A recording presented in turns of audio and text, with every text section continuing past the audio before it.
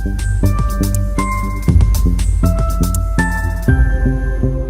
Friends, welcome to the investment academy. आज हम बात करने वाले हैं एक ऐसे फार्मा या फिर आप कह सकते हो बायोलॉजिक स्टॉक के बारे में, राइट, जो कि बहुत अच्छा परफॉर्म नहीं कर रहा है, लेकिन एज ए कंपनी जो बात होती है उसके बारे में और इसके जो पोटेंशियल की बात होती है वो हमेशा होती है कि बहुत पोटेंशियल है इस कंपनी में, राइट। लेकिन लास्ट 6 मंथ्स में मतलब थोड़ा सा पोटेंशियल दिखाया कंपनी ने, स्टॉक ने अच्छा किया कुछ टाइम तक, बट फिर लास्ट 6 मंथ्स में फिर से ऑलमोस्ट 30-31% नीचे गिर गया है। और अगर हम 3 इयर्स के हिसाब से देखें तो actually it is one of the worst performing pharma stock. लेकिन नाम बहुत है, बात बहुत होती है, तो नाम क्या है बायोकॉन, राइट। तो बायोकॉन के बारे में हमें पता है, हम वुमेन एंटरप्रेन्योरशिप का एक प्राइम एग्जांपल दिया जाता है, राइट। और overall as a segment also, right, biotech as a segment, biologics as a segment की बहुत बात होती है ग्लोबली कि ये बहुत ही फास्ट ग्रोइंग सेगमेंट है और बहुत सारी actually pharma companies are getting into it and this company has always been, मतलब काफ़ी अच्छा रेवेन्यू इनका इससे आता है।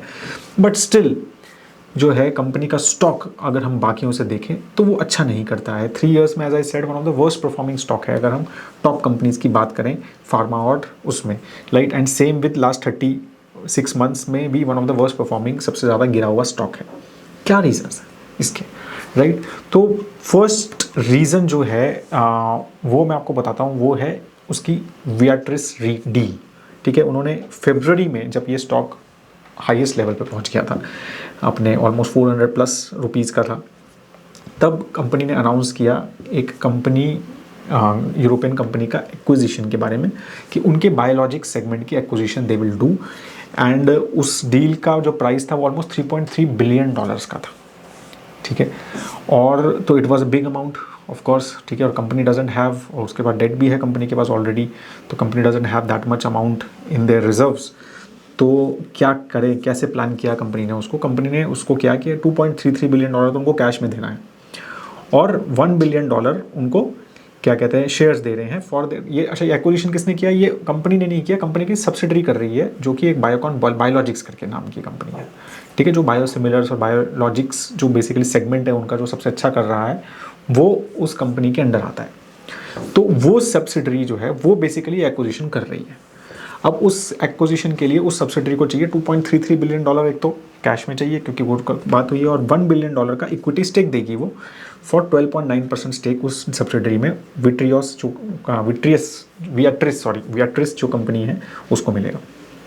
तो उसकी वजह से मार्केट वॉज लाइक कि पैसे कहाँ से आएंगे बताओ। तो अब ये बात हुई कि $2.33 बिलियन आएंगे कहाँ से, ठीक है। तो प्लान ये हुआ कि $335 मिलियन तो इंटरनल एक्रूवल्स, जो भी रिजर्व्स वगैरह जो हैं, जो हमारे पैसे हैं वो उससे दे देंगे। अब 2 बिलियन कहाँ से आएंगे, 2 बिलियन की बात हुई तो ये बात हुई कि $1.2 बिलियन का और डेट क्रिएट होगा, डेट लेगी कंपनी, ठीक है, और वो भी सब्सिडरी के नाम से। तो अगेन और फिर $800 मिलियन का इक्विटी इन्फ्यूजन करेगी, ठीक है। मतलब पैसे उससे बेच बाच के जो भी आएगा उस हिसाब से पैसे मैनेज करेंगे, राइट। तो इस तरह से ये चीज़ें प्लान करी और ये भी अनाउंस हुआ कि कंपनी जो है, ये जो बायोकॉन बायोलॉजिक्स है, इसको नेक्स्ट 2 to 3 years में they will do a IPO also of this company, ठीक है। That is the best performing segment, मतलब रिलायंस का जैसे जियो है, रिटेल है, वो बेस्ट है, तो वैसा इनका बायोलॉजिक्स से सबसे अच्छी इनकी परफॉर्मिंग कंपनी है, ठीक है। तो इस तरह से ये डील चीज़ें हुई, राइट। तो क्लियर ये चीज़ हो गई थी कि ये एक कैपिटल एलोकेशन के ऊपर हमेशा से क्वेश्चंस रहते थे। तो इस डील में अब डेट बढ़ रहा है एक तो कंपनी का, राइट, और कंपनी जो है उसमें से उनको चीज़ें भी, मतलब डेट बढ़ रहा है और दूसरी चीज़ें बेच के उनको इक्विटी इन्फ्यूजन भी करना है। तो वो सब चीज़ें जो है ना, मार्केट को बहुत अच्छा नहीं लगा कि ये कैपिटल इन्वेस्टमेंट तो बहुत ज़्यादा कर रहे हैं, केपेक्स कर रहे हैं, लेकिन उसका रिटर्न जो है वो इतना ज़्यादा नहीं मिलता है, ठीक है। तो ये पहला रीज़न था। दूसरा रीज़न जो है वो इसी से रिलेटेड है कि क्यों, मतलब ये सब चीज़ें ऑब्वियसली कनेक्टेड है कि कंपनी का रेवेन्यू ग्रोथ, अगर आप जो है हमारी वेबसाइट पे स्टॉकोमीटर पे देखेंगे तो आप यहाँ से देख सकते हैं, राइट, कि रेवेन्यू ग्रोथ देखोगे तो बहुत ही फिनोमिनल है। लास्ट 5 years में 16% का रेवेन्यू ग्रोथ, 3 years में 14 का, लास्ट 1 year TTM में 19% का रेवेन्यू। तो रेवेन्यू तो बहुत अच्छे से ग्रो कर रहा है कंपनी का। लेकिन वहीं जब हम प्रॉफिट की बात करते हैं तो 5 साल में सिर्फ 1% का प्रॉफिट ग्रोथ है, 10 years में सिर्फ 2.45% का प्रॉफिट ग्रोथ है, राइट। तो प्रॉफिट जो है कंपनी का वो कंसिस्टेंटली नहीं बढ़ रहा है, ठीक है। तो तो basically there is a big gap between कि आप रेवेन्यू तो बहुत अच्छा बढ़ा रहे हो, वो भी बायोलॉजिक सेगमेंट की वजह से ही अच्छा बढ़ रहा है, लेकिन आपका प्रॉफिट नहीं बढ़ रहा है, और उसके भी मल्टीपल रीजंस हैं कि प्रॉफिट क्यों नहीं बढ़ रहा है। तो एक तो ये है कि लॉन्ग टर्म बोरोइंग्स बढ़ती जा रही हैं, ठीक है, ऑलमोस्ट 16,400 करोड़ की लॉन्ग बोरोइंग्स हैं, ठीक है, एक्सपेक्टेड जो है 16,400 2023 में, ठीक है। तो उसका जो है, और वो जो बोरोइंग्स इन्होंने स्टार्ट किया था, जो बेसिकली केपेक्स साइकिल स्टार्ट की 2015 के बाद, राइट, तो वो बोरोइंग्स बढ़ती ही चली गई कंसिस्टेंटली, मतलब वो ऐसा नहीं हो रहा है कि कभी भी बहुत ज़्यादा कम हो रही है, वो या तो थोड़ी स्टेबल रही है और फिर वो बढ़ती ही जा रही है। तो डेट जो है कंपनी पे बढ़ता ही जा रहा है, ठीक है ना, उसके डेट की कॉस्ट, उसकी वजह से इंटरेस्ट रेट कॉस्ट बढ़ती जा रही है कंपनी की, ठीक है, और फिक्स्ड एसेट्स भी बढ़ रहे हैं ऑब्वियसली, ठीक है, नए नए एसेट्स क्रिएट हो रहे हैं, तो डिप्रिसिएशन वगैरह की कॉस्ट भी बढ़ रही है। तो मतलब हमारी कॉस्ट जो है ना वो उस हिसाब से काफ़ी ज़्यादा बढ़ती जा रही है, तो प्रॉफिट्स जो बन रहे हैं वो उतने ज़्यादा इंटरेस्टिंग नहीं दिख रहे हैं, राइट। और बहुत ज़्यादा केपेक्स कंसिस्टेंटली, और केपेक्स भी conversion of capex to the fixed assets वो भी स्लो है, ठीक है। दैट्स व्हाट द मतलब बैलेंस शीट एनालिसिस वगैरह जो हमने किया, राइट, तो वो भी इतनी फास्ट नहीं हो रहा है, तो उसकी वजह से काफ़ी ज़्यादा 2022 में ऑलमोस्ट 4,100 करोड़ रुपीज़ का कैपिटल वर्क इन प्रोग्रेस है, 4,100 करोड़ रुपीज़ का। तो अगेन, तो that is also a big amount of money is stuck in work in progress, ठीक है। तो और नया नया कैपेक्स आता जा रहा है, तो एग्रेसिव कैपेक्स है। तो एक वरी सबसे बड़ी लोगों की यही है कि is the capital allocation company का जो है वो एफिशिएंट है भी या नहीं है, क्योंकि कंपनी कभी भी आरओसी लेवल्स में ऐसा नहीं है कि भाई चलो ये कैपेक्स अभी साइकिल स्टार्ट हुई है तो पहले हम बहुत अच्छा से कैपिटल एलोकेट करते थे, बहुत अच्छे से रिटर्न, अगर हम आरओसी देखें तो कभी भी 12.5 से ऊपर नहीं गया है, 12.3 मैक्सिमम गया है, राइट, और अभी तो 8.4 के आसपास है।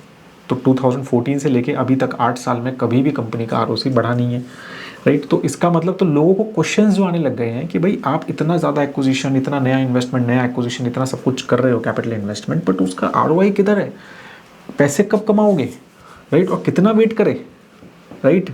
तो वो चीज़ जो है वरी कर रही है इन्वेस्टर्स को, और वो कर ही रही है। जैसे मैंने बोला 3 इयर्स में भी they are the one of the worst performing stock in pharma, अगर हम टॉप कंपनीज की बात करें, ठीक है। तो ये हमारा सेकेंड रीज़न था कि कैपिटल जो उनका कभी भी एलोकेशन रहा है उसको क्वेश्चन मार्क रहे हैं उस पर हमेशा, और ग्रोथ भी नहीं दिख रहा है फ्रॉम प्रॉफिट परस्पेक्टिव, ठीक है। थर्ड रीज़न जो है वो रेगुलेटरी इश्यूज़ भी आए, ठीक है, रिसेंटली सितंबर में ही यूएस हेल्थ रेगुलेटर ने जो 483 उनका जो वार्निंग लेटर है वो इशू किया, 11 ऑब्जर्वेशंस दी उनके बेंगलुरु प्लांट में, और 6 ऑब्जर्वेशन दी उनके मलेशिया के प्लांट में, राइट। और फिर 7 मैन्युफैक्चरिंग फैसिलिटीज़ और जो बायोकॉन बायोलॉजिक्स जो इनका है उस पर भी वार्निंग लेटर्स दिए हैं, राइट। और 3 ऑन साइट इंस्पेक्शंस की हैं, जिसमें क्या कहते हैं रेगुलेटरी फाइलिंग वगैरह हुई है।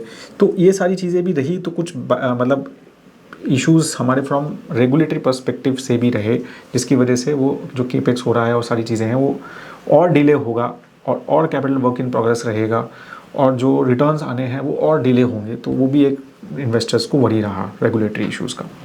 फिर जो फोर्थ रीज़न है, again which is connected again to first reason है समहाउ, क्योंकि कंपनी अब को वो नया एक्विजिशन करना है तो उसके लिए पैसे चाहिए, राइट। तो उसके लिए कंपनी ने अपना 5.1% स्टेक जो है वो उनका जो सबसे अच्छा परफॉर्मिंग स्टॉक है वो है सिंजीन, जो उनकी सब्सिडरी है, लिस्टेड है, उसमें 5.1% स्टेक बेचा, ठीक है।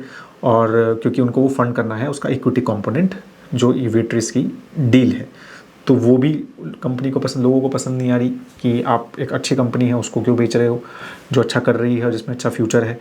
फिर बायोकॉन बायोलॉजिक्स, अगेन जो उनका मेन बायोसिमिलर्स का बिजनेस है, उसको उसमें भी 15% they are selling to Serum Institute for some partnership on the vaccines perspective, तो वहाँ पर भी स्टेक जा रहा है, विट्रियस भी स्टेक ले रहा है, अपना भी स्टेक यहाँ पर कम कर रहे हैं। तो ये सारी चीज़ें लोगों को मतलब इतना अच्छा नहीं लगा, और फिर अगर हम वो कैपिटल उनकी जो एफिशिएंसीज और पहले के जो रिटर्न्स वगैरह के हिसाब से देखें तो इसीलिए इन्वेस्टर्स जो है थोड़े से वरीड हैं।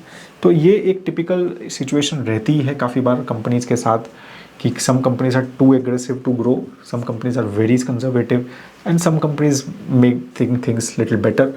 तो ये एक कंपनी है जो थोड़ी सी एग्रेसिव साइड पे मान सकते हो आप।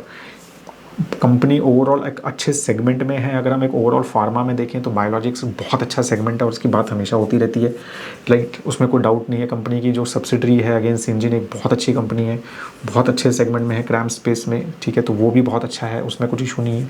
तो ओवरऑल कंपनी के पास एसेट्स हैं, सब चीज़ें हैं, और ये नई डील जो आ रही है, हो सकता है जो बायोसिमिलर्स में उनका जो थॉट प्रोसेस है वो एक अच्छा सेटअप हो और ये अच्छा एक प्लेयर बन पाएँ बायोसिमिलर्स या बायोलॉजिक्स ओवरऑल में, और रिसर्च थॉट प्रोसेस में भी कर पाएँ, और सीरम के साथ भी इन्होंने भी टाई अप किया।